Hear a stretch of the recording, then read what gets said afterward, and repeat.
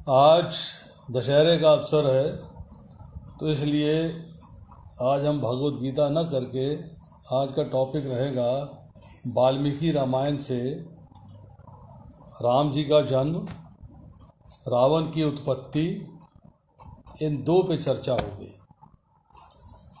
तो चर्चा आएगी सारी वाल्मीकि रामायण से। पहला सवाल ये है कि वाल्मीकि जी कौन है। आज अगर हम देखें, आज के समाज के अंदर वाल्मीकि जो है उनको दलितों का, शूद्रों का भगवान माना जाता है। कहते हैं कि वाल्मीकि जी जो है शूद्र थे, दलित थे, परंतु शास्त्र में वाल्मीकि रामायण, अध्यात्म रामायण, कम्ब रामायण, बहुत सारी रामायण के ग्रंथ हैं जिनसे कि हमें उल्लेख मिलता है कि वाल्मीकि जी कौन थे। तो ब्रह्मा जी के पुत्र हैं प्रचेतास। बहुत सारे प्रचेताओं में एक प्रचेता हैं वाल्मीकि जी। मनुस्मृति के अंदर जो है एक श्लोक है, वो श्लोक पढ़ता हूँ। प्रचेतसं वशिष्ठं च भृगुं नारदमेव च। प्रचेता को वशिष्ठ, नारद, पुलस्त्य और कवि आदि का भाई माना गया है, भाई कहा गया है, अर्थात ये ब्रह्मा जी के पुत्र हैं। स्कंद पुराण में जो वैशाख महात्म्य है उसमें ये चर्चा आती है, उसकी चर्चा पढ़ते हैं कि एक वत्स गोत्र के ब्राह्मण हैं जिनका नाम है स्तंभ। वो स्तंभ ब्राह्मण जो है वो अगले जन्म के अंदर फिर ब्राह्मण वंश में जन्म हुआ, परंतु किसी कारणवश संग की वजह से उन्होंने व्याध का साथ उनको मिल गया। व्याध मीन्स जो कि पक्षियों को पकड़ते हैं और मारते हैं।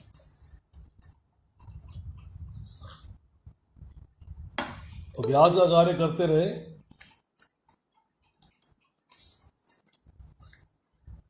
नेक्स्ट लाइफ के अंदर उनको फिर ब्राह्मण का जन्म मिला और कहलाए अग्नि शर्मा, जिनको बाद में जो है रत्नाकर के नाम से पुकारा गया। क्योंकि पूर्व जन्म के संस्कार थे और व्याधों का संग पूर्व जन्म में था, इसलिए इस जन्म में भी उन्होंने जो है व्याध का कर्म करना आरंभ कर दिया। जब व्याध का कर्म करते थे, परंतु समय पाकर सप्त ऋषियों का संग मिल गया और उस संग में उनको ये बताया गया कि आपको राम के नाम का जप करना है। उन्होंने कहा कि मेरे से राम का नाम नहीं लिया जाता, मैं तो व्याध हूँ, पक्षी मारता हूँ, पक्षियों को पकड़ता हूँ, उन्हें बेचता हूँ, उन्हें मार के खा जाता हूँ, तो मेरे लिए जो है राम के नाम का जप करना बड़ा कठिन है, मैं राम के नाम का जप नहीं कर पाऊँगा। तब ऋषियों ने कहा कि अब क्या किया जाए। तो उन्होंने कहा अच्छा ऐसा है कि तुम जो है राम के नाम का जप नहीं कर सकते, कोई बात नहीं, हम तुम्हें एक और तरीका बताते हैं, एक दूसरा तरीका बताते हैं। बोले बताइए। बोले दूसरा तरीका ये है कि तुम पक्षियों को मारते हो ना। बोला हाँ जी मारते हैं। तुम मरा मरा कह सकते हो, पक्षी मरा, व्यक्ति मरा, मरा कहते हैं ना। बोले हाँ जी कहते हैं। तो तुम ऐसा करो कि मरा मरा जपा करो, मरा मरा मरा मरा मरा मरा मरा मरा मरा मरा, तो राम राम ऑटोमेटिकली हो गया। तो बोले तुम जो है मरा मरा जपा करो। तो उनका मन जो है मरा मरा जपने में ऐसा लगा, ऐसा मन लगा कि उन्होंने एक जगह पर बैठ के लगातार वर्षों तक जो है मरा मरा का जप करते रहे। तो दीमक जो है, जो हम सब लोग दीमक को जानते हैं, जो लकड़ी में लग जाती है, दीमक जो है उनके शरीर के ऊपर चढ़ गई और पेड़ों के ऊपर लकड़ी जो थी उस पर जाने के लिए उसने उसके शरीर का सहारा लिया और उसके शरीर में बामियाँ बन गई। इस तरीके दीमक, जिस में दीमक जलती है उसके चारों तरफ मिट्टी का खोल बनता जाता है, जिसको बामी कहते हैं। उस खोल के अंदर गुफा की तरह हो जाती है वो, उसके अंदर दीमक चलती है। तो उसके अंदर जो है दीमक ने बामियाँ बना ली और बामियाँ बनाने से उनका सारा शरीर जो है ढक गया। जब सारा शरीर ढक गया तो दीमक को जो है संस्कृत में वाल्मीकि कहते हैं, वाल्मीकि। तो इसलिए जो है उनको वाल्मीकि नाम दिया गया, वो वाल्मीकि कहलाए। ये डिटेल्स कृतिवास रामायण बांग्ला में जो है उसमें भी हैं, अध्यात्म रामायण के अंदर भी हैं, आनंद रामायण के अंदर भी हैं, उसके राज्यकांड में, भविष्य पुराण के अंदर भी हैं। तो सब जगह जो है इनका उल्लेख मिलता है। तो वाल्मीकि जी जो है वो ब्राह्मण हैं, वो दलित नहीं हैं, वो नीच जाति के नहीं हैं। हाँ, लोग उनको गुरु मानते हैं, बहुत अच्छी बात है, गुरु मानना चाहिए। परंतु वाल्मीकि जी को जो है हम ये स्वीकार करके चलेंगे कि वो ब्राह्मण थे, ब्रह्मा जी के पुत्र थे, और इसलिए जो है उनको बहुत ही आदर मान सम्मान के साथ देखना चाहिए। अब आती है थोड़ी सी चर्चा मत्स्य पुराण की। मत्स्य पुराण के 53वें अध्याय के अंदर जो है 109-110 श्लोक के अंदर जो है रामायण की चर्चा आई कि ब्रह्मा जी ने ये रामायण की कथा जो है अपने पुत्र नारद जी को सुनाई थी, और नारद जी ने ये कथा जो है वो वाल्मीकि जी को सुनाई, और वाल्मीकि जी ने इसका संकलन किया और अपनी दिव्य दृष्टि से सारे के सारे उन्होंने जो है जो कार्यक्रम थे ये देखे, और उसके बाद इस सुंदर ग्रंथ की रचना करी जिसको हम वाल्मीकि रामायण के नाम से पहचानते हैं। अब वाल्मीकि रामायण से हम जो है थोड़ी सी चर्चा राम जन्म की करेंगे। वाल्मीकि रामायण के अंदर जो है बाल कांड है, अयोध्या कांड है, अरण्य कांड है, इस तरह के सारे कांड चलते हैं। सुंदर कांड है, उसके बाद लंका कांड है, फिर उत्तर कांड है। तो बाल कांड के अंदर जो है फिर जो चैप्टर्स हैं उनको सर्ग कहा जाता है। सर्ग, सर्ग कहा जाता है। तो उसके बाल कांड के अंदर चर्चा आती है कि इक्ष्वाकु वंश के राजा हैं दशरथ। उस राजा दशरथ की चिंता है कि उनको संतान नहीं है, ये बात उन्हें चिंतित किए हुए है। तो धर्म करते हैं, सारे धर्मानुसार कर्म करते हैं, सारे कार्य ठीक से करते हैं, परंतु अब उनको जो है उनके जो मंत्री हैं, उनके जो संग में ऋषि मुनि हैं, सब लोग हैं, तो इन सब लोगों ने उनको जो है राय दिया। इन्होंने उनसे प्रश्न किया, उनसे कहा कि भाई मेरे संतान नहीं है, बताइए मैं कैसे करूं, कैसे किया जाए, संतान की प्राप्ति कैसे की जाए। तो गाइडेंस आई कि आपको अश्वमेध यज्ञ करना चाहिए, अश्वमेध यज्ञ। अब राजा दशरथ ने अपने जो है ऋषि मुनियों से बात करने के बाद मंत्रियों को एक प्रस्ताव दिया कि मेरे को अश्वमेध यज्ञ करना है। ब्राह्मणों ने, मंत्रियों ने इसका अनुमोदन कर दिया कि यस आप अश्वमेध यज्ञ करिए। उन्होंने कहा ऐसा करो कि इस वक्त जितने भी श्रेष्ठ ऋषि हैं, ब्राह्मण हैं, सबको आमंत्रित करो।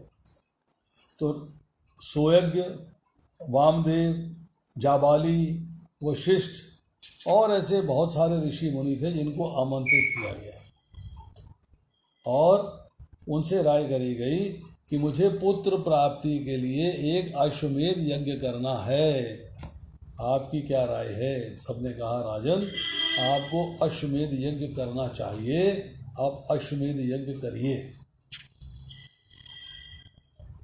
राजा दशरथ ने कहा ठीक है।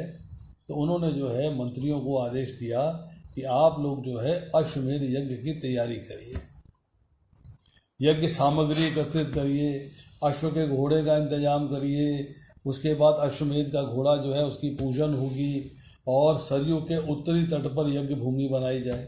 सरयू नदी जो कि अयोध्या में है, उसके उत्तरी तट पर जो है यज्ञ भूमि बनाई जाए।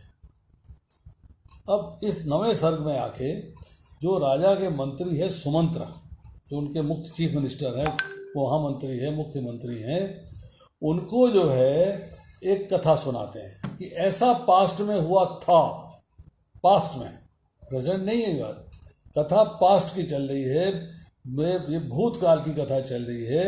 उस कथा में बताते हैं कि प्राचीन काल में, पूर्व काल में सनत कुमार को ऋषियों ने ये कथा सुनाई थी। ये कथा जो है सनत कुमार ने ऋषियों को सुनाई थी। सनत कुमार ब्रह्मा जी के पुत्र हैं, तो उन्होंने ऋषियों को ये कथा सुनाई थी। कथा क्या है कि एक महर्षि हैं जिनका नाम है कश्यप। कश्यप मुनि जानते हैं सब। कश्यप मुनि के एक पुत्र हैं जिनका नाम है विभांडक। विभांडक, उनका नाम है विभांडक। उस विभांडक मुनि जो है वो वन में रहते हैं। वो किसी ग्राम में, किसी नगर में, किसी जगह, ऐसी जगह नहीं रहते हैं जहाँ पर कि बहुत सारे लोग एकत्रित हों।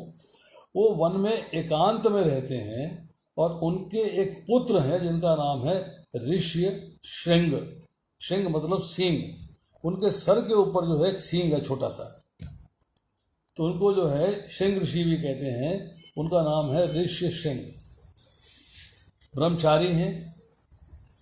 उन्होंने अपने जीवन में कभी किसी स्त्री को नहीं देखा, अपने पिता के सिवाय किसी पुरुष को नहीं देखा। वो जो है वेद वेदांग में पारंगत हैं, यज्ञ विधि में पारंगत हैं, भगवान की पूजा अर्चना करने में पारंगत हैं, मतलब एक्सपर्ट हैं। At the same time, simultaneously, उसी समय एक राजा है रोमापाद अंग देश में। वही अंग देश जिसके राजा कर्ण बने, उसी अंग देश में एक राजा है रोमापाद। किसी कारणवश, किसी वजह से उनसे धर्म का उल्लंघन हो गया, अर्थात कोई ऐसा कार्य हो गया जिसको कि धर्म जो है अनुमोदन नहीं करता है, धर्म उदय जो है एक्सेप्ट नहीं करता है। ऐसा कार्य हो गया अधर्म का। अब उस अधर्म का कार्य होने से इफेक्ट क्या हुआ कि उस देश के अंदर जो है बारिश होनी बंद हो गई, वर्षा होनी बंद हो गई, उससे अकाल पड़ गया, जिसे अनावृष्टि का नाम दिया गया है कि अनावृष्टि की स्थिति उत्पन्न हो गई, अर्थात अकाल हो गया। अब उन्होंने जो है अपने राज्य में ऋषियों को बुलाया। ऋषियों को बुलाने के बाद उन्होंने कहा कि भाई मेरे से अधर्म का उल्लंघन हो गया है, वर्षा नहीं हो रही है, अकाल पड़ गया है और हमारी प्रजा जो है भूखी प्यासी मर रही है, तो मैं चाहता हूँ कोई ऐसा यज्ञ किया जाए जिससे कि अकाल समाप्त हो जाए। मैं अपने पाप का प्रायश्चित करना चाहता हूँ। तो ऋषियों ने कहा कि आप जो यज्ञ करना चाहते हैं उस यज्ञ को सिर्फ ऋषि श्रृंग करा सकते हैं। मुनि ऋषि श्रृंग को बुलवाइए और उनसे यज्ञ कराइए। परंतु मुनि ऋषि श्रृंग जो है आपके देश में आएंगे नहीं। उनको किसी तिड़कम से, किसी तरीके से, किसी सिस्टम से लाना पड़ेगा, आसानी से नहीं आ सकते। अब उन्होंने कहा कि अगर आ जाएंगे तो क्या एक्सेप्टेंस हो जाएगी, क्या मान जाएंगे मेरे लिए यज्ञ करने के लिए? मान लो उनको किसी तरीके से ले आते, बोले मानेंगे नहीं तो आपको उसके लिए भी तिड़कम लगानी पड़ेगी, उसके लिए भी तरीका ढूंढना पड़ेगा। बोले क्या है तरीका? कि आपकी जो पुत्री है शांता, उसका विवाह ऋषि सिंह के साथ कर दीजिए। अब आपके बन जाएंगे जामाता, अर्थात दामाद। सो दामाद को जब रिक्वेस्ट करेंगे तो आपके लिए यज्ञ कर देंगे, अनावृष्टि समाप्त हो जाएगी, राजा इंद्र प्रसन्न हो जाएंगे, वर्षा आ जाएगी, अकाल समाप्त हो जाएगा, धन धान्य से देश भर जाएगा। तो उन्होंने कहा ठीक है, पर सवाल ये है कि ऋषि श्रृंग को लाया कैसे जाए, हाउ टू ब्रिंग है, उनको अपने देश में लाया कैसे जाए। तो उन्होंने जो है कुछ ऋषियों को, कुछ मुनियों को उनके यहाँ भेजा और वो जो है वो कुछ कर नहीं पाए। क्या कहते हैं, चलो उन्होंने मना कर दिया। उन्होंने कहा फिर तब जो है उन्हें गाइडेंस मिली कि आप अपने देश की सुंदर सुंदर नर्तकियों को वहाँ भेजिए। स्त्री से आकर्षित होकर ऋषि सिंह मुनि जो है यहाँ पर आपके देश में आ जाएंगे। बोले ठीक है। अब उन्होंने जो है एक टीम बनाई, एक टीम बना के नर्तकियों को जो है उस देश में भेज दिया। उसके साथ सुंदर सुंदर पेय, मतलब पीने की चीज़ें, सुंदर सुंदर फल, सूखे मेवे, इस तरह बहुत सारी चीज़ें साथ में भेजी, जिससे कि ऋषि सिंह को आकर्षित करके अंग देश में लाया जा सके। अब वो नर्तकियां जो हैं उनके आश्रम के पास ही नदी के अंदर अपने नई नाव में बजरे के अंदर जो है बैठी अलग अलग हरकतें कर रही हैं, नृत्य कर रही हैं, संगीत है, म्यूजिक चल रहा है, बहुत सारी चीज़ें हो रही हैं। तो एक दिन जो है मुनि ऋषि सिंह घूमते घूमते घूमते घूमते जो है वो वहाँ पे आ पहुँचे तो नर्तकियों से उनकी मुलाकात हुई, देखा और अपने वापस चले गए। अगले दिन जो है नर्तकियां उनके आश्रम में पहुंच गई। आश्रम में पहुंच गई तो वहाँ पर जो है चर्चा हुई, उन्होंने उनसे जो है बातचीत करी, और बातचीत करने के बाद उन्होंने उनको जो है अपने साथ जो फल लाई थी, सूखे मेवे लाई थी, पेय लाई थी, उनको प्रस्तावित कर दिया। उन्होंने पिया, उन्होंने खाया, उनको बहुत आनंद आया। ऐसी चीज़ें कभी पहले, कंदमूल खाते थे, ऐसी चीज़ें कभी पहले खाई नहीं थी। जब उनको खूब सारा अच्छा कुछ मिला तो अगले दिन फिर घूमते घूमते वहाँ चले गए, और स्त्रियां जो हैं उन्हें अपनी नाव में बिठा के अंग देश ले गई। अब मतलब हाईजैक हो गए, किडनैप हो गए। अंग देश में पहुँचे तो राजा ने मान दिया, आदर दिया, सम्मान दिया, सत्कार दिया, सब कुछ किया, और जब अल्टीमेटली उन्होंने जो है अपनी पुत्री शांता का विवाह जो है ऋषि सिंह से कर दिया। अब उन्हीं ऋषि सिंह से रिक्वेस्ट करी गई कि आप जो है हमें अश्वमेध यज्ञ करा दीजिए, जिससे अश्वमेध यज्ञ की समाप्ति के बाद पुत्रेष्टि यज्ञ कराइए, ताकि पुत्र की प्राप्ति हो सके। अब सुमंत कहते हैं कि आपके जो रोमापाद जो है, रोमापाद राजा जो है अंग देश के आपके मित्र हैं, आप राजा दशरथ हैं, आप उनको उनसे मांग लीजिएगा। जब वो ऋषि सिंह आपके यहाँ आ जाएंगे तब आप उनसे रिक्वेस्ट करिए करवाने के लिए सब कुछ, तो सब कुछ संभव हो जाएगा। अब ऋषि सिंह जी को राजा दशरथ ने रिक्वेस्ट करी, और रोमापाद जी ने उनको जो है शांता सहित राजा दशरथ के यहाँ भेज दिया। यज्ञ सामग्री तैयार करी गई, अश्व का घोड़ा तैयार किया गया, और सरयू तट के उत्तरी तट पर यज्ञ भूमि तैयार करी गई, और ऋषि सिंह जी जो है उन्होंने सारी यज्ञ की तैयारी करवाई। अश्वमेध यज्ञ का घोड़ा सजाया गया, उसका पूजन किया गया, अर्चन किया गया। उसके बाद जो है यज्ञ की पूरी प्रिपरेशन के साथ साथ फिर राजा दशरथ ने जो है इनविटेशन भेजा, आमंत्रित किया। आमंत्रित किया किसे? राजा जनक को, काशीराज को, कैकेय नरेश को, जिनका नाम राज सिंह था, रोमापाद महाराज को, कौशल भानुमान, सिंधु नरेश, सौवीर नरेश, इन सबको जो है बुलाया गया, और बुलाने के बाद सबको यथा योग्य सम्मान दिया गया, यथा योग्य व्यवस्था करी गई ठहरने के लिए। सबका इंतज़ाम करने के बाद अब जो है अश्वमेध का यज्ञ को 1 साल चलने के बाद वापस लौट के आया है। अब अश्व वापस आ गया है। अब ऋषि सिंह मुनि ने जो है यज्ञ करवाया है। यज्ञ करवाने के बाद दशरथ जी ने अपना सारा धन, सारी भूमि जो है ब्राह्मणों को दान कर दी है। तो ब्राह्मणों ने कहा कि हम भूमि एक्सेप्ट कर लेंगे, परंतु हमें धन की, हम भूमि एक्सेप्ट नहीं करेंगे, हम कृषक नहीं हैं, परंतु धन और आपने जो हीरे जवाहरात, हीरे मोती सोना दिया है उसको हम एक्सेप्ट कर लेंगे। तो राजा दशरथ ने सारा सामान जो है वशिष्ठ मुनि को दे दिया। वशिष्ठ मुनि ने सारे के सारे सामान को, सारे के सारे धन को, रत्न आदि को यथा योग्य ब्राह्मणों में, ऋषियों में वितरित कर दिया। अब 15वें सर्ग में आगे चर्चा आती है, पुत्रेष्टि यज्ञ का आरंभ हो रहा है। अब साइमल्टेनियसली इसी के साथ साथ जो देवता हैं वो ब्रह्मा जी से प्रार्थना कर रहे हैं, क्योंकि देवता असुरों के 27 की चर्चा अभी रावण के साथ आएगी। देवता जो है असुरों के सताए हुए हैं और वो चाहते हैं रावण के वध का उपाय, कि किस तरह से रावण को मारा जा सकता है। रावण के वध का उपाय ढूंढते हुए भगवान ब्रह्मा से मिले और उन्होंने ब्रह्मा जी से कहा कि हमको जो है आप इस रावण से छुटकारा दिलाइए, बड़ा भयंकर है ये किसी को जीवित नहीं छोड़ता है, यज्ञ में विघ्न डालता है।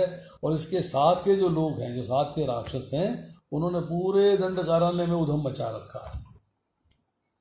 तो ब्रह्मा जी लेके जाते हैं भगवान विष्णु के पास और भगवान विष्णु जो है उनको आश्वासन देते हैं कि यस, मैं प्रकट होऊंगा और मैं जो है रावण को समाप्त करूंगा। अब देवता लोग कहते हैं कि रावण को तो ब्रह्मा जी ने वरदान दे रखा है, रावण ने खूब भयंकर तपस्या करी है, बहुत घनघोर तपस्या करी है ब्रह्मा जी के प्रति, और ब्रह्मा जी ने वरदान दे दिया है। तो रावण ने चाहा कि मैं अमर हो जाऊं, तो ब्रह्मा जी ने कहा तो अमर नहीं हो सकते, अमर कोई व्यक्ति नहीं हो सकता, कोई भी व्यक्ति अमर नहीं हो सकता। तो रावण ने कहा अगर कोई अमर नहीं हो सकता है, आप मुझे वरदान नहीं देना चाहते हैं, चूंकि आप प्रकट हुए हैं, आपने मेरे सामने मेरी तपस्या से प्रसन्न होकर अपने को प्रकट किया है, तो मैं ये चाहता हूँ कि आप मुझे मेरी पसंद का वरदान दें, और आप देने में असमर्थ हैं। चलो मैं आपसे दूसरा वरदान मांग लेता हूँ। ब्रह्मा जी ने कहा तथास्तु, वरदान मांगो। बोले वरदान ये है कि मुझे कोई गंधर्व ना मार सके, कोई यक्ष ना मार सके, मुझे कोई देवता ना मार सके, कोई राक्षस ना मार सके। फिर बोले मैं जो है मनुष्यों को, वानरों को, रीछों को, भालुओं को तो बिल्कुल बेकार समझता हूँ, इन पे तो मैं अपने आप कंट्रोल कर लूँगा, बस मुझे आप जो है गंधर्वों से, यक्षों से, राक्षसों से, देवताओं से अमरता दे दीजिए, ये लोग मुझे मार नहीं सके। ब्रह्मा जी ने कहा तथास्तु, तुम्हें इनमें से कोई नहीं मार पाएगा। अब सारे देवताओं ने जब जो है ये वरदान प्राप्त कर लिया है, भगवान विष्णु जो हैं वो प्रकट हुए हैं, देवताओं ने उनसे रिक्वेस्ट किया है, उन्होंने कहा है कि मैं दशरथ की पत्नियों के गर्भ से अपने आप को 4 रूपों में प्रकट करूंगा, 4 रूपों में। I'll present myself in 4 forms. मैंने दशरथ को अपना पिता बनाने का निश्चय कर लिया है। इस मेरे प्राकट्य में मैंने मनु शत्रुपा का यज्ञ किया था, उसके बाद मैंने उनको एक कमिटमेंट दी थी कि मैं आपके पुत्र के रूप में जन्म लूँगा। तो यहाँ पर जो है मैंने दशरथ को अपने पिता रूप में स्वीकार करने का जो है निश्चय कर लिया है। अब देवताओं ने जब रिक्वेस्ट करी है तो भगवान विष्णु ने कहा कि उसको तो अब ब्रह्मा जी ने वरदान दे दिया है, तो मुझे नर का रूप लेना पड़ेगा, अर्थात मनुष्य रूप में अवतरित होना पड़ेगा। मनुष्य रूप में अवतरित होकर, मनुष्य रूप में अवतार लेकर मैं रावण का वध करूंगा। तथास्तु कह के भगवान विष्णु चले गए और राजा ने पुत्रेष्टि यज्ञ किया है, पुत्र प्राप्ति के लिए यज्ञ किया है। जब वो यज्ञ हो रहा है, यज्ञ की समाप्ति के ऊपर उस अग्नि कुंड में से एक दिव्य पुरुष, जिसे प्राजापात्य पुरुष कहा है, जो कि बिल्कुल काले रंग का था परंतु बहुत ही तेज था उसमें, वो प्रकट होके उसके हाथ में खीर का थाल था। वो खीर का थाल जो है उसने राजा दशरथ को प्रेजेंट किया और उनसे ये कहा कि आप जो है इसको अपनी रानियों को खिलाइए तो आपको पुत्रों की प्राप्ति होगी। अब राजा दशरथ के पास समस्या ये हो गई कि खीर का पात्र एक है और रानियां 3 हैं। उन 3 रानियों में खीर का पात्र कैसे बांटा जाएगा, एक कठिनाई हो गई है। तो उन्होंने कहा, कुछ सोच के क्या किया कि खीर में से आधी खीर उन्होंने कौशल्या को दे दी, आधी खीर। अब बची आधी, उन्होंने आधी खीर के फिर 2 हिस्से किए। एक हिस्सा उन्होंने जो है सुमित्रा को दे दिया और एक हिस्सा कैकेयी को दे दिया, अर्थात कैकेयी को मिला 1/4 हिस्सा और सुमित्रा को मिला फिर 1/4 हिस्सा। अब उन्होंने फिर कुछ सोच के कैकेयी ने अपना आधा हिस्सा सुमित्रा को दे दिया। तो कैकेयी के पास हो गया 8वां हिस्सा, सुमित्रा के पास हो गया 1/4 जमा 1/4 मिला के हिस्सा ज्यादा हो गया उसके पास। अब जब भगवान जब भी प्रकट होते हैं तो भगवान की सेवा करने के लिए उनके परिकर भी प्रकट होते हैं, उनके एसोसिएट्स जो उस लीला के अंदर उनकी सहायता करेंगे उनका भी प्राकट्य होता है। अब ब्रह्मा जी ने प्रेरणा दी देवताओं को। देखो ऐसा है कि भगवान विष्णु जो है उन्होंने अपने आप को 4 रूपों में प्रकट किया है, और उनमें से राम और लक्ष्मण जो है वो जाके रावण का वध करेंगे, परंतु राम लक्ष्मण को सपोर्ट देने के लिए, सहायता देने के लिए, एसोसिएट होने के लिए आप लोगों को भी सहायता करनी है।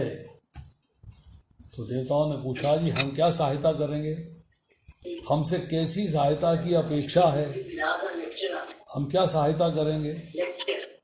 तो उन्होंने ब्रह्मा जी ने कहा कि एक बार मैं विश्राम कर रहा था तो मैंने जुमाई ली, अर्थात मैंने जो है एक उबासी ली, क्या कहते हैं उसे, जुमाई, मुंह खोल के जुमाई ली।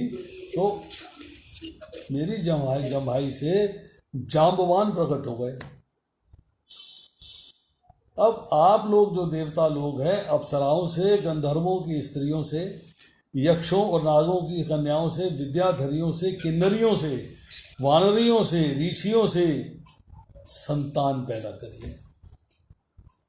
तो देवराज इंद्र बाली के रूप में प्रकट हुए, सूर्य सुग्रीव के रूप में प्रकट हुए, बृहस्पति एक तार नाम का महाकाय वानर था उसके रूप में प्रकट हुए, कुबेर गंधमोदन के रूप में प्रकट हुए, विश्वकर्मा नल के रूप में प्रकट हुए, अग्निदेव नील के रूप में प्रकट हुए, अश्विनी कुमार मंद और द्विविद नाम के वानर थे उनके रूप में प्रकट हुए, वरुण सुषेण के रूप में प्रकट हुए, पर्जन्य शरभ के रूप में प्रकट हुए, और वायु देवता हनुमान के औरस पुत्र थे, वायु देवता पवन के औरस पुत्र थे हनुमान के रूप में प्रकट।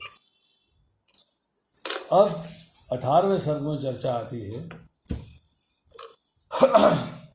चैत्र मास है, शुक्ल पक्ष है, नवमी तिथि है, पुनर्वसु नक्षत्र है, कर्क लग्न है। तो सारी स्थितियों के अंदर जो है कुछ रामचंद्र जी का प्राकट्य होता है। भरत, लक्ष्मण, शत्रुघ्न, राम जी, इन सब का प्राकट्य जो है इस दिन होता है 12 महीने की प्रेगनेंसी के बाद, अर्थात 6 महीने बीते। अब यहाँ हम सोचेंगे कि जो है इनका प्राकट्य जो है वो माता के गर्भ से हुआ है, नहीं, ये प्रकट हुए हैं, मतलब ये प्रकट होके माता की गोद में आ गए हैं। इनका जो है इस साधारण स्त्रियों की भांति योनि से प्राकट्य नहीं हुआ है। इसीलिए तुलसीदास जी भी लिखते हैं, भय प्रकट कृपाला दीन दयाला कौशल्या हितकारी। भय प्रकट कृपाला अर्थात भगवान प्रकट हुए हैं, प्राकट्य हुआ है इनका। अब हौले हौले हौले हौले भगवान बड़े हो रहे हैं, सबका प्रेम प्राप्त कर रहे हैं, सबसे प्रेम कर रहे हैं। स्थिति जो है वो आती है कि भगवान जो है वो 16 वर्षीय 18 वर्षीय कुमार हो गए। कुशिक वंश में राजा गाधी के पुत्र हैं विश्वामित्र। विश्वामित्र जो है राजा हैं, एक बार जो है वो अपनी सेना के सहित विचरण करते हुए वो वशिष्ठ मुनि, चचरा जी अपना माइक बंद करिए, माइक को म्यूट करिए अपने।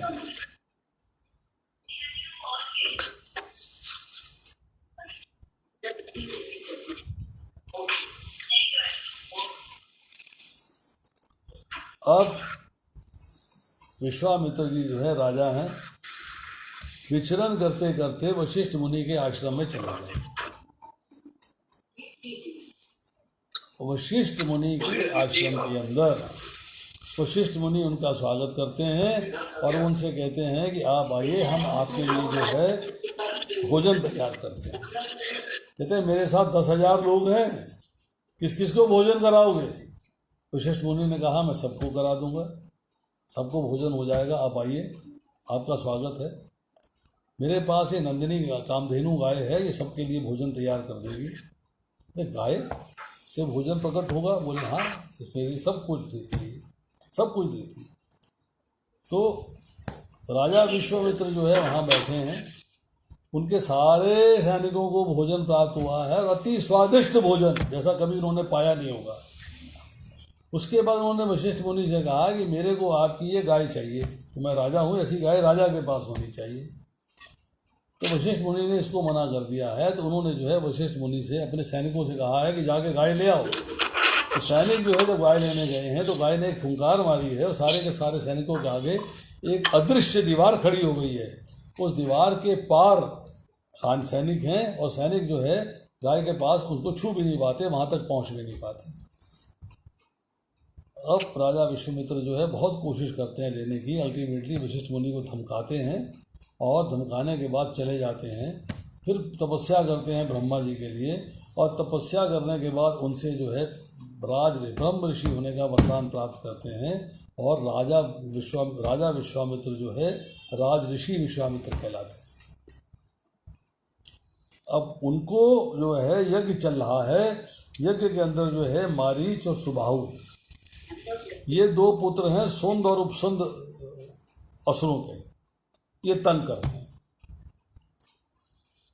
अब उसके लिए जो है राजा विश्वामित्र, हाँ, इनकी जो माता है वो ताड़का है, जिसकी शादी हुई है सुंद के साथ, और पुत्र हुआ है मारीची। तो अगस्त उन्हीं ने श्राप दिया है, सुंद जो है वो असुर मारे गए हैं। तो ताड़का और मारीची जो है वो बिल्कुल एकदम जिसे कहते हैं एग्रेसिव हो गए।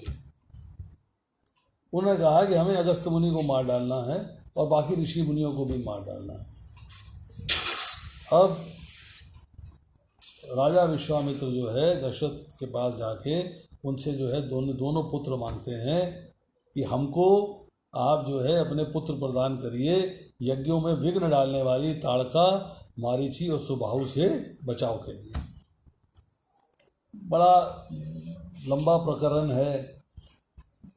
राजा दशरथ जो है बड़े बड़े दिखाते हैं कि मैं जो है नहीं भेज पाऊँगा, मेरे पुत्र बड़े सुकुमार हैं, बहुत छोटे हैं, अभी एक्सपर्ट नहीं हैं, फला बहुत सारी बातें चलती हैं। तो विश्वामित्र जो है कुपित हो जाते हैं, क्रोधित हो जाते हैं। अल्टीमेटली राजा कहते हैं कि अगर मैं नहीं भेजूंगा तो मुश्किल में है, भेजूंगा तो मुश्किल में है।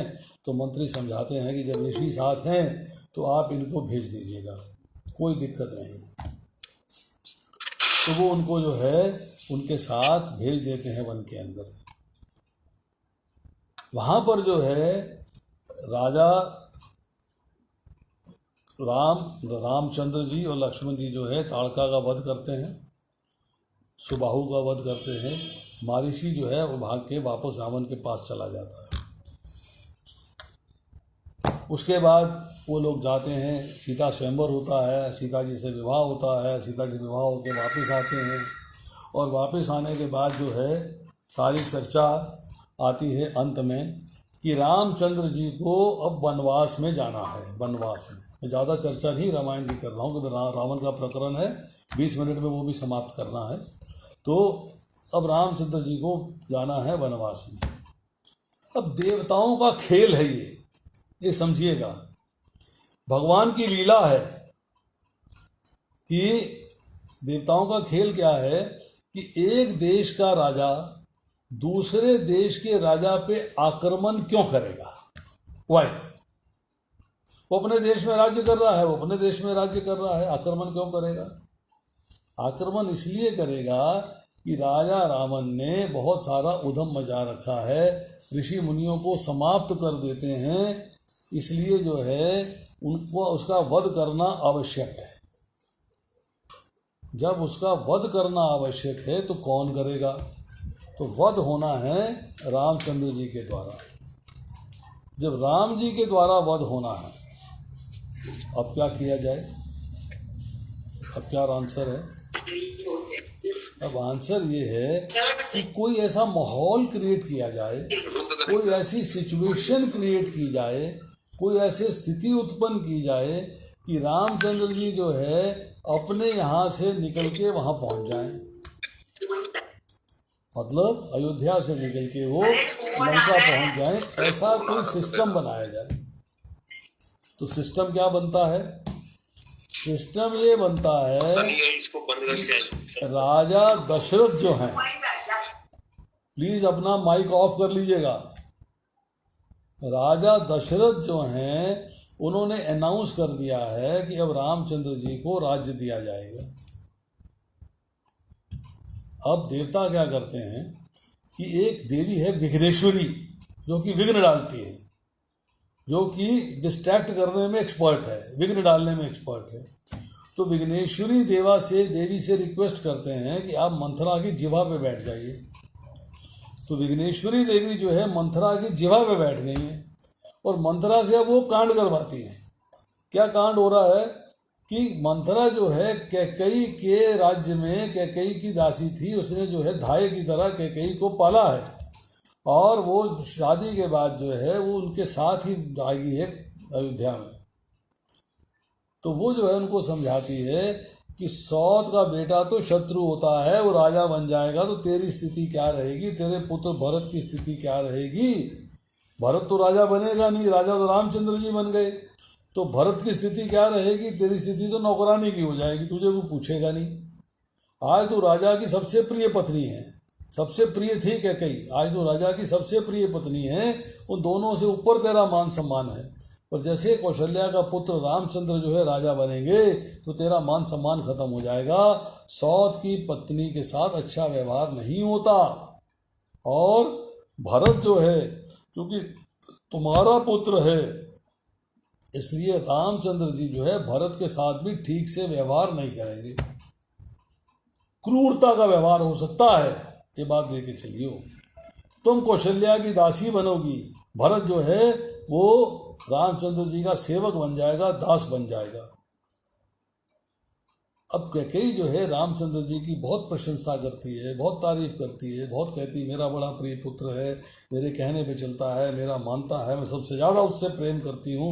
बहुत सारी बातों में मान मुनव्वर होती है। कैकेयी जो है मंथरा को समझाने की कोशिश करती है, पर मंथरा फिर कहती रामचंद्र राजा बनेंगे, कौशल्या का पुत्र राजा बनेगा, तेरा पुत्र राजा नहीं होगा तो भरत विल वैनिश, भरत का जीवन जो है वो बिल्कुल निष्क्रिय हो जाएगा, समाप्त हो जाएगा, बर्बाद हो जाएगा। तो अब कैकेयी जो है उसके बाद भरत को तो भेज देती है मामा के यहाँ, और मंथरा कहती है कि तूने देव असुर संग्राम में जब रथ का चक्का निकल गया था तो तूने जो है अपनी उंगली से जो है उस वहाँ पे धुरी बन गई थी और चक्के को चलाया था। अब तो को राजा दशरथ ने कहा था 2 वर मांग सकती है, 2 वर देने के लिए वचनबद्ध हूँ, तो तुमने कहा था मैं बाद में लूँगी, तो आज वो वर मांग ले, रामचंद्र जी के लिए 14 वर्ष का वनवास और भरत के लिए राज्य। तो स्टोरी अलग है कि भरत जी ने राज्य नहीं किया है, चरण पादुका लेके आए, भरत मिलाप हुआ, बहुत सारी बातें हैं, उसकी चर्चा न करके यहाँ चर्चा हो रही है कि अब रामचंद्र जी वनवास के अंदर चलते हुए लंका की तरफ जा रहे हैं। 14 साल के वनवास में उन्होंने राक्षसों का वध करना है। तो सबसे पहले वो गंगा जी पार करने के लिए नाव में बैठते हैं। केवट जो है, निषाद राज जो है, जो नाव खेने वाला है, वो कहता है कि अगर मैंने आपको अपनी नाव में बिठा लिया तो बड़ा कठिन हो जाएगा, मैं पहले टेस्ट करूंगा कि आप बिठाने लायक हो कि नहीं हो। राम जी ने कहा क्यों भाई, इसमें कैसी क्या बात है। कहता आपने पत्थर को छुआ तो नारी बन गई, आपने पत्थर को छुआ तो वो नारी बन गई, मेरी नाव में पैर रखोगे तो पता नहीं क्या हो जाएगा। तो बोले ठीक है बताओ क्या किया जाए। बोले आप पहले आपके चरण प्रक्षालन करूंगा, आपके चरण धोऊंगा। तो केवट ने नाव में बैठ के राम जी के चरण धोए, नाव में बिठा लिया और राम जी के चरण धोए। देखा कि अब नाव को कुछ नहीं हो रहा है, परंतु उसमें भी एक पॉलिसी थी, एक पॉलिटिक्स थी कि नाव में बिठा के चरण क्यों धोए गए, बाहर क्यों नहीं धो लिए। बोले नाव में बिठा के इसलिए धोए कि जो पानी था कुछ नाव के अंदर भी गिरा और कुछ उस कटोरे में रहा जिसमें कि चरण धोए जा रहे थे। तो जो केवट है, जो निषाद राज है, वो ये कह रहा है कि जब भी गंगा जी का पानी थोड़ा सा ओवरफ्लो होगा और वो जो है मेरी नाव में भरेगा, और ये जो नाव के लकड़ी के रेशे हैं इनमें जो पानी चला गया है चरण प्रक्षालन का, पैरों को धोने का, वो पानी गंगा जी के पानी के साथ मिलके फिर चरणामृत बन जाएगा, तो मैं सारा जीवन चरणामृत पीऊँगा, सारा जीवन चरणामृत पीने का मौका मिलेगा। क्या पॉलिटिक्स लड़ाई उसमें? क्या ये पॉलिटिक्स आज नहीं है, ये पॉलिटिक्स उस समय से है। अब राम जी जो है जाते हैं, 11.5 वर्ष चित्रकूट में रहते हैं। चित्रकूट में रहने के बाद वहाँ से पंचवटी जाते हैं, और पंचवटी जाने के बाद सीता जी का हरण होता है रावण के द्वारा। अब रावण की चर्चा करते हैं।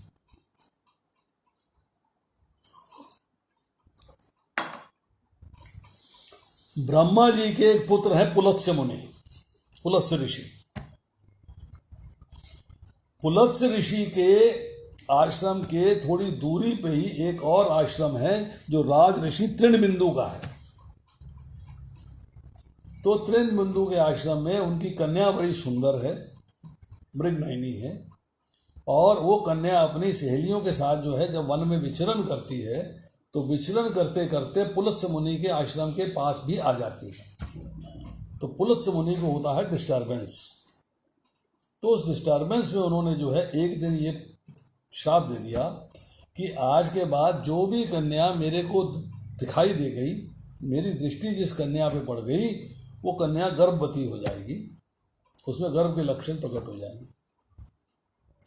जिस दिन ये श्राप दिया गया उस दिन जो है राज ऋषि तृणबिंदु की पुत्री जो है वो वहाँ पर नहीं थी।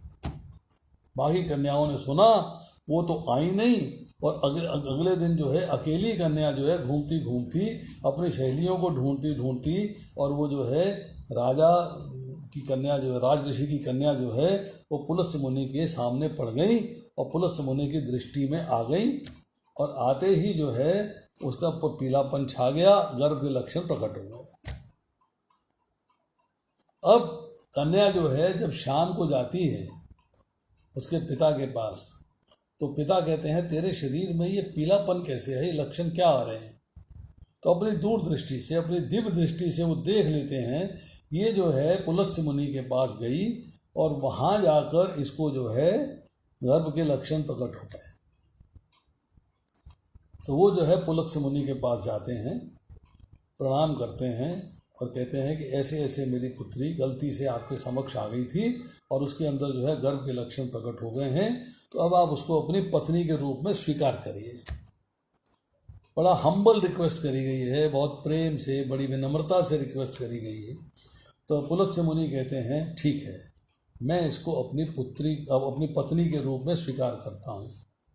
अब चूंकि इसने जो है आके मैं जो कथा कर रहा था, मैं जो बातें कह रहा था वो सुनी हैं, इसने चूंकि सुनी है, मैं पढ़ रहा था, मैं बोल रहा था, इसने सुनी है, श्रवण किया है, श्रवण इसने सुना है, श्रवण किया है, तो इसका जो पुत्र होगा वो विश्रवण कहलाएगा। विश्रवा अर्थात विश्रवण कहलाएगा। अब विश्रवण जो है वो भी ऋषि है, बड़े हो गए हैं, बहुत ही सौम्य, बहुत ही सुंदर, बहुत ही विद्वान, शास्त्रों के ज्ञाता ऋषि बन गए हैं। तो ऋषि भारद्वाज जो है अपनी कन्या का विवाह उस ऋषि के साथ कर देते हैं। उनसे जो पुत्र की प्राप्ति होती है उसका नाम रखा जाता है वैश्रवण। विश्रवण के पुत्र का नाम हुआ वैश्रवण। वैश्रवण को कुबेर भी कहते हैं, दूसरा नाम था कुबेर। कुबेर बड़े हुए, ब्रह्मा जी के लिए तपस्या करी। ब्रह्मा जी और इंद्र दोनों जो हैं उनके आश्रम में आए। आश्रम में आके उन्होंने पूछा कि आप वर मांगो, अब क्या मांगते हैं? एक रूल था, अगर देवी या देवता प्रसन्न हो जाते हैं तो वो आपके पास आके आपसे पूछेंगे कि आपको कैसा वर चाहिए, कैसा वर चाहिए। अपनी मर्जी से वर नहीं देते। अपनी मर्जी से वर दिया शिव जी ने द्रुपद को कि पुत्री प्राप्त हो, तो द्रुपद झगड़ पड़े थे कि मुझे पुत्री नहीं, मुझे पुत्र चाहिए। परंतु यहाँ पर जो है उन्होंने कहा कि आप वर मांगिए। तो कुबेर अर्थात वैश्रवन ने वर मांगा कि मैं लोक की रक्षा करना चाहता हूँ, ये जो पृथ्वी लोक है मैं इसकी रक्षा करना चाहता हूँ। तो ब्रह्मा जी ने कहा तथास्तु, मेरे पास 3 लोक रक्षा करने के लिए पहले हैं लोकपाल, उसको लोकपाल कहते हैं। 3 लोकपाल मेरे पास पहले हैं, नंबर 1 यम, नंबर 2 इंद्र, नंबर 3 वरुण। तो तुम चौथे लोकपाल हो गए। तुमने धर्म का आचरण किया है, तपस्या करी है, हमें प्रसन्न किया है, तो तुम चौथे लोकपाल हो गए। अब कुबेर कहते हैं ब्रह्मा जी से कि आपने मुझे वर तो दे दिया, चौथा लोकपाल भी बना दिया, पर लोकपाल के यथा योग्य रहने का स्थान भी तो दीजिए। तो आश्रम में रहता हूँ, झोपड़ी में, मेरे को लोकपाल के रहने योग्य जो है आश्रम को जगह स्थान दीजिए जहाँ मैं रह सकूँ। तो उन्होंने कहा कि वहाँ समुद्र के नज़दीक त्रिकूट पर्वत के ऊपर स्वर्ण की लंका नगरी बनी हुई है, तुम उसमें जाकर रहो। तो कुबेर जो है वहाँ जाके रहे, और उनके साथ जो राक्षस उनके थे, जो मित्र थे, संबंधी थे, नातेदार थे, रिश्तेदार थे, वो सारी की सारी लंका नगरी जो है राक्षसों से भर गई। अब रामचंद्र जी अगस्त मुनि से पूछ रहे हैं कि वो लंका नगरी बनी हुई थी तो किसके लिए बनी थी, वो किसके लिए बनी थी, कौन था वहां रहने वाला, किसके लिए बनी थी। तो ब्रह्मा जी कहते हैं, अगस्त मुनि सुनाते हैं कि ब्रह्मा जी जो हैं, ब्रह्मा जी से जल के जीव उत्पन्न हुए। जल के जीव ब्रह्मा जी के पास गए तपस्या करने के लिए, कहने लगे कि हमें हमारी रक्षा कीजिए। तो ब्रह्मा जी ने कहा क्या परेशानी है। कहले हम भूख और प्यास से मरे जा रहे हैं, जल में रहते हैं और प्यास से पानी का खारा है। बोले भूख और प्यास से मरे जा रहे हैं, हमको वरदान दीजिए। जीव जंतु तो बन गए हैं, परंतु भूख और प्यास तंग कर रही है, भूख और प्यास सता रही है, तो आप हमको जो है ऐसा को वर दीजिए जिससे कि हमें भूख और प्यास से समस्या का छुटकारा मिल जाए। तो ब्रह्मा जी ने कहा तुम जल की रक्षा करो, जाइए जल की रक्षा करिए, तुम जो है जल की रक्षा करो। तो कुछ लोगों ने कहा कि हम जो है जल की रक्षा करेंगे, तो कहलाए राक्षस। कुछ लोगों ने कहा हम जल का पूजन करेंगे, यक्षण करेंगे, तो कहलाए यक्ष। तो 2 भागों में विभक्त हो गए, कुछ राक्षस बन गए जीव जंतु और कुछ यक्ष बन गए। अब राक्षसों के अंदर अब कथा चलती आगे। राक्षसों में जो है 2 भाई हैं, एक हेती और एक प्रहेती। प्रहेती जो है बड़े सौम्य स्वभाव का है, भगवत भक्त है, भगवान की भक्ति करता है, बड़ा ही मतलब उसका स्वभाव जो है भक्तमय है। तो वो जो है धर्मात्मा है, वो वन में चला गया भक्ति करने के लिए, भगवान की पूजा अर्चना करने के लिए। जो हेती था वो राज्य करना चाहता था। अब राज्य करना चाहता था तो वो जो है राज्य करने के लिए उसने फिर अपनी संतान आगे बनानी है, आगे बढ़ना है। उसने जो है जो काल है, काल की बहन है भया, भय जिससे भय लगता है, काल की बहन है भया, उससे जो है हेती ने विवाह कर दिया। जब विवाह हो गया तो उससे एक पुत्र की प्राप्ति हुई जिसका नाम रखा गया विद्युतकेश। विद्युतकेश। अब विद्युतकेश जो है बड़ा समर्थ है, बहुत बलशाली है, हेती नाम के राक्षस का पुत्र है। काल की बहन भया जो बड़ी भयानक है उसका पुत्र है। तो वो जो विद्युतकेश है वो जब बड़ा हो जाता है तो भया जो है उसका विवाह कर देती है एक संध्या की पुत्री के साथ। संध्या मीन्स वैश्या की पुत्री के साथ, संध्या की पुत्री, इसका नाम है सालकंठकटा। सालकंठकटा। अब उनके एक संतान होती है, तो प्रसव करने के लिए, संतान को उत्पन्न करने के लिए विंध्याचल पर्वत के ऊपर जो है दोनों चली जाती हैं। वहाँ संतान होती है लड़का, और लड़के को वहीं छोड़ के फिर अपने पति के साथ चली जाती है प्रतिक्रिया करने के लिए, एंजॉय करने के लिए, आनंद लेने के लिए। उसको अपने पुत्र की चिंता नहीं है। शिवजी और पार्वती अपने वृक्ष अर्थात जो उनका विमान है जिसके ऊपर वो चलते हैं, उसके ऊपर चलते हुए जा रहे हैं तो एक बालक के रोने की आवाज़ आती है। उस आवाज़ को सुन के जो है देखते हैं कि वहाँ एक सुंदर बालक लेटा हुआ है और उसको वो उठा के पार्वती अपनी गोदी में रखती है और कहती है कि मैं इसे पालूंगी पुत्र के रूप में, और वो दोनों जो है उसको लेके कैलाश लोक चले जाते हैं। ये जो सुकेश है इसका नाम रखा गया सुकेश। सुकेश को पाला गया है शिवजी और पार्वती के द्वारा। जब ये बड़ा हो जाता है तो विद्युत केश को याद आता है कि मैं अपने पुत्र को विंध्याचल पर्वत में छोड़ आया था, और उसके फिर जो है गुप्तचर पता लगाते हैं कि उसको लेके जो है शिवजी और पार्वती कैलाश लोक चले गए। तो कैलाश लोक में पहुंचता है, पूजा करता है, अर्चना करता है और शिवजी पार्वती से रिक्वेस्ट करता है कि मेरे पुत्र को आप मुझे लौटा दीजिए। तो पार्वती कहती है मैं उससे प्रेम करती हूँ, मैं तुम्हें नहीं लौटा सकती उसे। तो कहता है अच्छा आप नहीं लौटा सकती हैं तो कभी कभी उसको मेरे राज्य में आने का एक प्रस्ताव दे देता हूँ, वहाँ आया करे, थोड़े दिन वहाँ रहे, थोड़े दिन यहाँ रहे। तो पार्वती एक्सेप्ट कर लेती है।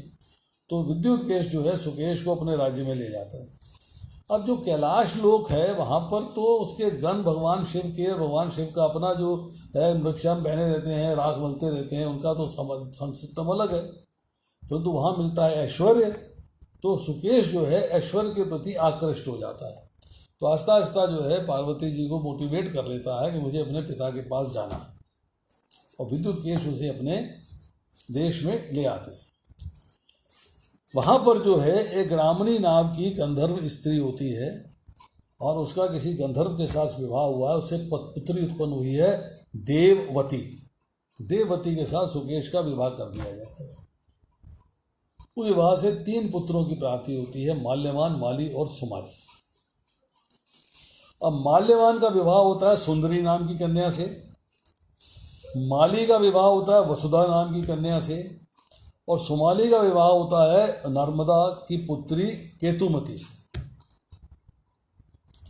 ये तीनों जो हैं कंधर्वी नर्मदा की पुत्रियां हैं। तीनों बहनों के साथ 3 भाइयों का विवाह हुआ है। अब ये तीनों जो हैं तपस्या करते हैं मेरू पर्वत पे जाके। इनके पुत्र होते हैं।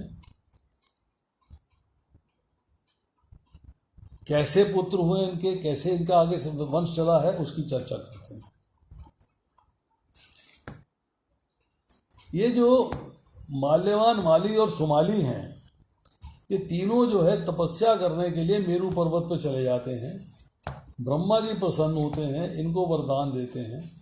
ये कहते हैं कि हमारा परस्पर प्रेम बना रहे, हम चिरंजीवी रहें, शत्रुवध में भी समर्थ रहें, बलशाली रहें, और हम परास्त ना हो सकें, ऐसा वर दे दीजिए। ब्रह्मा जी कहते हैं अभी विष्णु से तुम बचाव करना पड़ेगा, बाकी तो सबसे तुम परास्त नहीं हो पाओगे, मेरा वरदान है। अब तीनों जाते हैं विश्वकर्मा जी के पास। उनसे कहते हैं कि हमको जो है वरदान प्राप्त हो गया है, हमको रहने के लिए जगह बना के दीजिए। तो विश्वकर्मा जी उन्हें त्रिकुट पर्वत के ऊपर लंका नगरी बना के देते हैं। तो लंका नगरी बनी है माल्यवान, माली और सुमाली के लिए। सबसे बड़े माल्यवान हैं, फिर माली है, सबसे छोटे सुमाली। अब तीनों को घमंड हो गया है, ईगो आ गई है, और अब ईगो के अंदर, यज्ञ के अंदर, वो जो घमंड के अंदर यज्ञों का विनाश करने की ठान ली है, साधुओं को कष्ट देने की ठान ली है। यज्ञ का विनाश करेंगे, यज्ञ विध्वंस करेंगे, साधुओं को तंग करेंगे, ऋषियों को तंग करेंगे, मुनियों को तंग करेंगे, मनुष्यों को भी तंग करेंगे। अब सारे ऋषि जो हैं मिलके शिव जी के पास जाते हैं, रिक्वेस्ट करते हैं कि आप हमें जो है इनसे बचाइए। शिव जी कहते हैं मैं असमर्थ हूँ, पार्वती द्वारा पालित पुत्र के पुत्र हैं ये। पार्वती ने जिस पुत्र सुकेश को पाला था उसके पुत्र हैं ये, मैं आपके लिए कुछ नहीं कर सकता, मैं न्यूट्रल हूँ भाई, मैं न्यूट्रल हूँ, मैं कुछ नहीं कर सकता। उन्होंने अपनी असमर्थता जता दी। आप ऐसा करिए, भगवान विष्णु के पास जाइए, वो आपकी सहायता करेंगे। तो भगवान विष्णु जो है आते हैं, युद्ध होता है, गरुड़ जी पे विराजमान है, गरुड़ के पंखों से ही हजारों राक्षस मर जाते हैं, उनके जब पंख फड़फड़ाते हैं तो सारे के सारे ये भाग के जो है रसातल पाताल में चले जाते हैं। रसातल में चले गए, पाताल में चले गए। उसमें जो है सुमाली जो है रसातल में है, और कुछ दिनों के बाद जब ये सारी समस्या शांत हो जाती है, समस्या हल हो जाती है, फिर सुमाली वापस आता है। सुमाली वापस आता है।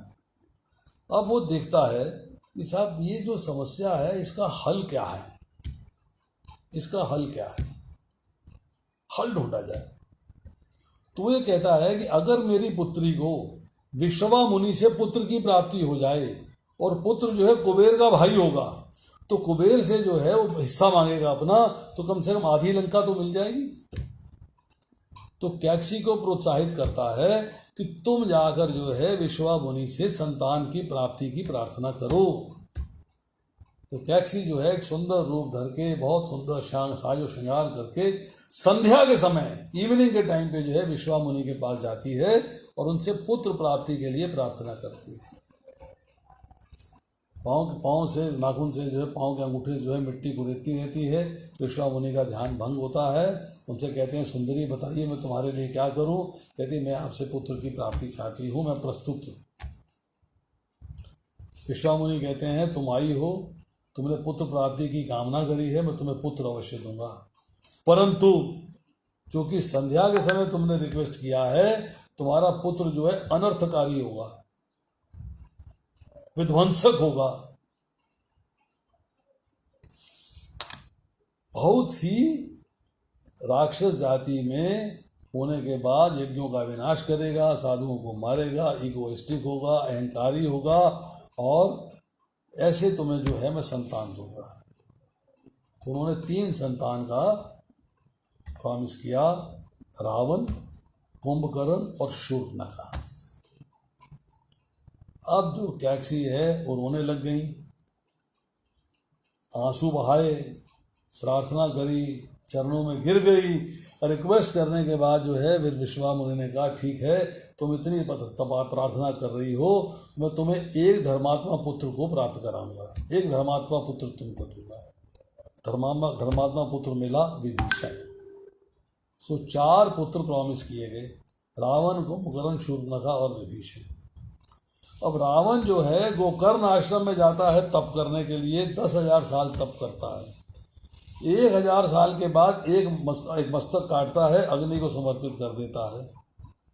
10 सर है उसके पास, 9 सर दे देता है।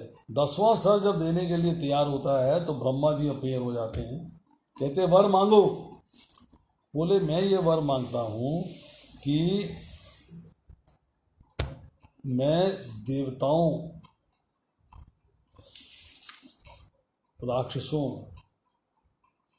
और यक्षों किसी से भी मारा ना जा सके, गंधर्व है, किन्नर है, किसी से मारा ना जा सके। रावण को वर मिल गया। अब वो कहते हैं चलो मैं कुंभकर्ण को भी वर दे देता हूँ। देवताओं ने मना किया। ब्रह्मा जी ने सरस्वती को बुलाया कि कुंभकर्ण की जिह्वा में बैठ जाओ। तो सरस्वती ने कुंभकर्ण की जिह्वा पे बैठ के उनसे एक वरदान मंगवाया। क्या है कि मैं बहुत लंबे अरसे तक सोता रहूं, कैन स्लीप फॉर ईयर्स, महीनों सोता रहूं, मुझे कोई समस्या नहीं आए, भूख प्यास नहीं लगे। उसको वरदान दे दिया गया। इस तरह जो है रावण ने जो है वरदान प्राप्त किए हैं, कुंभकर्ण ने वरदान प्राप्त किए हैं। बाकी रामायण में आपने जो है बहुत सारी बातें देखी हैं कि सीता जी जो है अनसुईया जी के पास गई हैं। अनसुईया जी ने सीता को जो है स्त्री धर्म के बारे में बताया है, मधुर वाणी होनी चाहिए, जो शादी का संदेश है, जो तुम्हारे कष्टों का संदेश है, पातिव्रत्य धर्म का संदेश है, वो सारा तुमको प्राप्त होना चाहिए। तो बहुत सारी ऐसी बातें हैं रामायण में जो आती हैं। जब रामायण पढ़ेंगे, रामायण देखेंगे, रामायण सुनेंगे तो हमें ज्ञान होगा कि एक बहुत ही सुंदर कथा है जिसमें बहुत ही संदेश मिलते हैं, अति संदेश मिलते हैं। भगवान राम ने मर्यादा का पालन किया है, मर्यादा का पालन करते हुए। देखिए अब कहते हैं कि सीता जी की अग्नि परीक्षा हुई, वाणी संपन्न हो चुकी है। हनुमान जी जाते हैं सीता को वापस लाने के लिए, वो राक्षसियों को मार देना चाहते हैं, सीता जी जाने से इनकार कर देते हैं। नहीं, आपको किसी को मारना नहीं है, प्रेम से बात करनी है, प्रेम से, प्रेम देना है। अब सीता जी जो हैं वो अग्नि परीक्षा में गई क्या? ये क्या स्टोरी क्या है ये कि सीता जी की अग्नि परीक्षा क्या हुई, ये क्या स्टोरी है? तो ये जो है कहा जाता है कि जो लक्ष्मण रेखा थी, लक्ष्मण रेखा जो खींची गई है, वो लक्ष्मण रेखा क्या थी? लक्ष्मण रेखा क्या थी? What is it? एक लकीर खींच दी, उसमें से आग निकल रही है, उसके पार जाओगी तो हरण हो जाएगा, यहाँ रहोगी तो हरण नहीं होगा। नहीं, वो दक्षिण भारत की रामायण में इसका उत्तर आता है कि लक्ष्मण रेखा जो है अग्निदेव जी को आमंत्रित करके, इनवाइट करके, उनका आवाहन करके उनसे प्रार्थना करी गई है कि अगर बाई चांस सीता जी इस रेखा से पार जाती हैं तो आपने सीता जी को अपनी शरण में ले लेना है और छाया सीता को जाने देना है, क्योंकि जब तक छाया सीता का एक प्रतिभूत डुप्लीकेट रावण के पास नहीं जाएगा, राम जी के पास कोई कारण नहीं होगा रावण से जाके युद्ध करने का, कोई कारण नहीं होगा। कुछ कारण तो होना चाहिए ना कि वो जाके रावण से युद्ध करें। वो एक देश के राजा हैं, दूसरे देश के राजा पे ऐसी अकारण आक्रमण क्यों कर देंगे? किस लिए? तो कारण बनाना है, एक कारण बनना चाहिए जिससे कि आक्रमण हो सके। तो आक्रमण क्या बनाया गया कि जो असली सीता है वो अग्निदेव जी ने अपने संरक्षण में ले ली। It is in my domain, मेरे साथ रहेंगी, ये मेरे संरक्षण में है, मैं इनको जो है संरक्षण दे रहा हूँ। और छाया सीता जो है उसको रावण ले जाएगा। तो रावण जो है छाया सीता को ले गया। उस छाया सीता का जब वार पूरी हो जाती है तो वही छाया सीता लौट कर आती है। जब लौट कर आती है तो फिर जो है अग्नि परीक्षा अर्थात अग्निदेव का आवाहन किया जाता है, और अग्निदेव के आवाहन में जो है छाया सीता जो है वो डिसअपियर हो जाती हैं, और अग्निदेव जी जो है असली सीता जो है वो रामचंद्र जी को वापस कर देती हैं। तो एक बड़े सिस्टम से बात हुआ है, बड़ा सिस्टम से काम चला है। अब देखिए, हम लोग देखते हैं दक्षिण भारत में जाओ तो वहाँ पर आपको अभी भी तैरने वाला पत्थर दिखाएंगे। पत्थर पोरस हैं। पोरस मीन्स बीच में हवा के सिस्टम है, पत्थरों के अंदर जो है हवा के कण हैं। वो जब पानी में डालते हैं तो पत्थर को डूबने नहीं देता। दक्षिण भारत में जाएंगे आपको पत्थर दिखाई देंगे। नल और नील ने मिलकर जो है जो समुद्र सेतु बनाया है, आज नासा की पिक्चर्स दिखा रही हैं, एक सेतु है, एक पुल है जो कि दक्षिण भारत में चलता है, रामेश्वरम से लेके और लंका तक जाता है। वो पुल बना है, तो उसमें बहुत कथाएं हैं, पुल बनने में बहुत कथाएं हैं। राम जी बैठे हैं, हनुमान जी पत्थर डाले जा रहे हैं, हनुमान जी बैठे हैं, नल नील पत्थर डाले जा रहे हैं, तो राम का नाम लेते हैं और पत्थर डूबता नहीं, तैरता है, पुल बन रहा है। समुद्र तो बहुत गहरा होता है, कितने पत्थर डालेंगे? तो तैरने वाला पुल है, एक फ्लोटिंग पुल है जिसके ऊपर से सारी सेना को जाना है। तो राम जी ने जो है हनुमान जी से पूछ लिया, भाई क्या बात है, तुम जो पत्थर डालते हो तैर जाते हैं, तो मैं भी एक पत्थर डाल देता हूँ, मेरा भी योग रहेगा कि मैंने पत्थर डाला। तो हनुमान जी ने एक पत्थर उनको पकड़ा दिया, राम जी ने पत्थर डाला, वो डूब गया। राम जी ने कहा, भाई देखो मेरा पत्थर तो डूब गया है, और यहाँ जो है तुम जो है मेरा नाम लेके पत्थर डालते हो, वो तैरता रहता है। तो हनुमान जी ने जवाब दिया कि हे प्रभु, जो आपका नाम लेके हम पत्थर डालते हैं उस पर आपकी कृपा हो जाती है तो वो तैरता रहता है, परंतु जिसको आपने छोड़ दिया है वो कैसे तैरेगा? वो तो डूबेगा ही। जिसको आपने छोड़ दिया है, तो आपने पत्थर को छोड़ा है तो वो डूब गया है। इसलिए जो है हनुमान जी ने जो है, बाकी जो वानर थे उन्होंने जो पत्थर भगवान का नाम लेके डाले हैं तो सब पत्थर तैरते रहे। एक छोटी सी गिलहरी है, वो भी जो बिना चोंच भर के बस रेता लाती है, पत्थरों में डाल देती है। भगवान देखते हैं इसको, इसका भी योगदान है, इसका भी योगदान है कि वहाँ पर जो है ये पुल बनाने में सहायता कर रही है। अब आखिर में छोटी सी चर्चा, 2 चर्चाएं और करूँगा, 5 मिनट लगेंगे। रामायण में प्रसंग आता है कि बाली जो है उसके पास एक शक्ति है कि उसके सामने जो भी आएगा उसका आधा बल जो है बाली में चला जाएगा, उसमें आधा बल रह जाएगा। तो प्रश्न ये हुआ कि राम जी क्या बाली से डर गए थे कि छुप के तीर मारा उन्होंने, वृक्ष के पीछे से तीर मारा, सामने आके तीर नहीं मारा? राम जी को डर लगा था कि मेरी आधी शक्ति जो है उसमें चली जाएगी। क्यों? ऐसा क्यों है कि राम जी ने बाली को छुप कर तीर क्यों मारा है? छुप के तीर किस लिए मारा? तो इसका उत्तर आता है कि भगवान पूर्ण है। ओम पूर्णमदः पूर्णमिदं पूर्णात् पूर्णमुदच्यते पूर्णस्य पूर्णमेवाय पूर्णमेवावशिष्यते। कि भगवान पूर्ण है, कभी भी अपूर्ण नहीं होते, कभी आधे नहीं होते, उनकी शक्ति कभी आधी नहीं होती, हमेशा पूर्ण रहेगी, हमेशा पूर्ण रहेगी। और भगवान जो है गो ब्राह्मण हिताय च, गो और ब्राह्मण के हित की चिंता करने वाले हैं। अब बाली को ब्रह्मा जी ने वरदान दिया है कि तेरे सामने जो भी आएगा उसकी शक्ति आधी हो जाएगी। अब बाली जो है भगवान के सामने आता है, भगवान उसका वध करना चाहते हैं, तो बाली के पास आधी शक्ति नहीं पहुंचेगी, क्योंकि भगवान की शक्ति आधी नहीं हो सकती। इसका मतलब है ब्रह्मा जी का वरदान झूठा हो गया।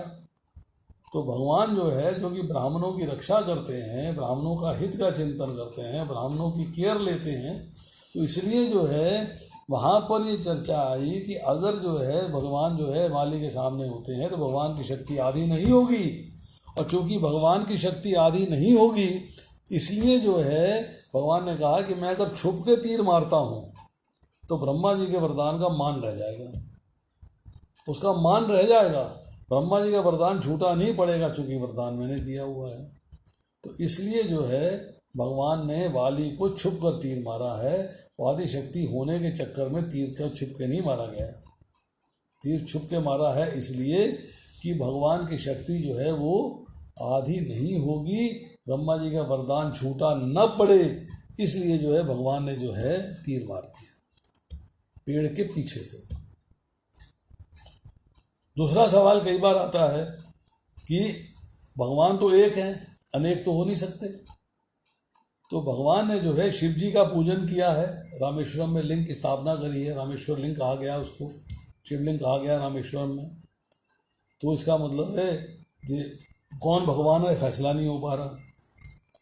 तो उसके पीछे भी एक सुंदर सा उत्तर है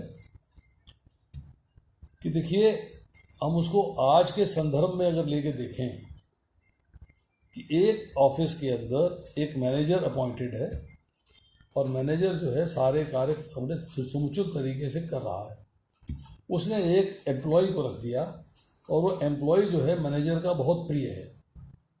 मैनेजर ने उसे अभय दान दे रखा, तुम सारे कार्य करो, तुम ये करो वो करो, मैं तुम्हारे पीठ के ऊपर हूँ, मैं तुम्हारे पीछे हूँ। और वो एम्प्लॉय बेईमानी करता है, एम्प्लॉय बदमाशी करता है, एम्प्लॉय कुछ ऐसा कार्य करता है जिससे कि ऑफिस को नुकसान पहुँचता है। और ये बात जो है मालिक की नज़र में आती है, मालिक कहता है फायर्ड, मैनेजर नाराज़ हो जाते हैं। तो वो क्या करता है, पहले मैनेजर के पास जाता है, उनसे कहता है देखो भाई ऐसा है कि मैं तुम्हारे इस एम्प्लॉय को निकालना चाहता हूँ, इसे फायर करना चाहता हूँ, क्योंकि इसने ठीक से कार्य नहीं किया है, ये ऑफिस में कार्य ठीक नहीं कर रहा है। तो मालिक जो है, जो स्वामी है, वो डायरेक्टली उसको पनिश ना करके वाया मैनेजर पनिश करता है, उनसे परमिशन लेके, उसको बता के, उसको इन्फॉर्म करके उसे पनिश करता है। अब इस बात को आप जो है इस संदर्भ को रामायण में लगा के देखिए। शिवजी का रावण से प्रेम है क्योंकि वो सुकेश का पुत्र है। सुकेश जो है शिवजी का पालित पुत्र है। तो अब वो पुत्र का पुत्र है, तो शिवजी नहीं चाहते हैं कि रावण का कुछ भला, मतलब रावण के प्रति कुछ भला ना हो, बुरा हो, ऐसा नहीं चाहते हैं। तो रामचंद्र जी जो रावण का वध करने जा रहे हैं, शिवजी को कॉन्फिडेंस में लेके, शिवजी को बता के, उसको इन्फॉर्म करके कॉन्फिडेंस में लेके रावण के पास जाना चाहते हैं। इसलिए उन्होंने जो है शिवलिंग की स्थापना करी है, शिवजी को पूजा है, प्रार्थना करी है, अर्चना करी है, पूजा करी है, और उनको कॉन्फिडेंस में लिया है कि yes now I am going to kill your close affiliate Ravan. इसलिए जो है वो हमेशा ही रहेगा, भगवान एक ही हैं और भगवान है स्वयं कृष्णस्तु भगवान स्वयं कृष्ण ही स्वयं भगवान है, बाकी उनके अवतार हैं। तो जो भी उनके अवतार हैं, रामचंद्र जी भगवान कृष्ण में कोई अंतर नहीं है, कोई भेद नहीं है। There is no difference at all. Ramchandra ही जा रहे हैं। अगर आप वन में देखेंगे तो जब जो है अगस्त मुनि के अंदर जाते हैं तो वहाँ पर जो है प्रार्थना करते हैं मुनिगण, कहते हैं हम तो गोपाल को देख रहे हैं, गोपाल हमारे समक्ष आएंगे, आज तो आप आ गए, हम तो गोपाल की आराधना कर रहे हैं। तो वहाँ रामचंद्र जी अपना गोपाल रूप दिखाते हैं कि मैं गोपाल ही हूँ भाई, मैं गोपाल ही हूँ, मुझे मेरा रूप देखो। तो जब गोपाल रूप में देखते हैं उन्हें तो उनको तसल्ली हो जाती है कि yes there is no difference, कोई फर्क नहीं है राम जी और कृष्ण में। तो यहाँ जो है जो लीला है, लीला जब सुनेंगे, लीला जब देखेंगे, लीला जब पढ़ेंगे, लीला का ज्ञान हासिल करेंगे। और हम तो बचपन से रामलीला देखते आए हैं, हर बार रामलीला नई लगती है, हर बार आनंद आता है। आज टीवी पे देखते हैं तब भी आनंद आता है। दसियों लोगों ने रामायण बनाई है, दसियों लोगों की देखते हैं तब भी आनंद आता है, उसको छोड़ने का मन नहीं करता। 19-20 चेंजेस ट्रांसलेशंस में इधर उधर किए हैं लोगों ने, परंतु मूल बात वही है। और मूल बात को देखेंगे तो रामायण का बहुत ही सुंदर आधार मिलता है। उसी रावण के वध की लीला का आज मंचन है दशहरा के रूप में। दशहरा, रावण को दशानन कहा जाता है। दशानन में इसका मतलब है उसके 10 सिर थे। इसकी एक और व्याख्या भी है, रावण को दशानंद कहा जाता है। दशानंद मतलब 10 इंद्रियों से आनंद लेने वाला, अर्थात जो 5 ज्ञान की इंद्रियां हैं, 5 कर्म की इंद्रियां हैं, उनको प्रयोग करता है अपने आनंद के लिए, इसलिए असुर कहलाता है। असुर का मतलब है जो सुर नहीं है, जो देवता नहीं है। असुर का मतलब है जिसको अपने प्राणों का पोषण करना है, अपनी सेंस ग्रेटिफिकेशन करनी है, अपना आनंद लेना है, अपने मजे लेने हैं, अपनी तुष्टि करनी है, उसके लिए किसी दूसरे का नुकसान होता हो कोई चिंता नहीं है, वो असुर कहलाता है। तो 10 इंद्रियों से आनंद लेता है, 5 ज्ञान की इंद्रियां, 5 कर्म की इंद्रियां, वो 10 की 10 इंद्रियों से आनंद लेने वाले को दशानन कहते हैं, उसको दशानन कहते हैं। अयोध्या का अर्थ होता है अवध। अवध का मतलब है जिसका वध नहीं किया जा सकता, मतलब अयोध्या नगरी जो है समाप्त नहीं करी जा सकती।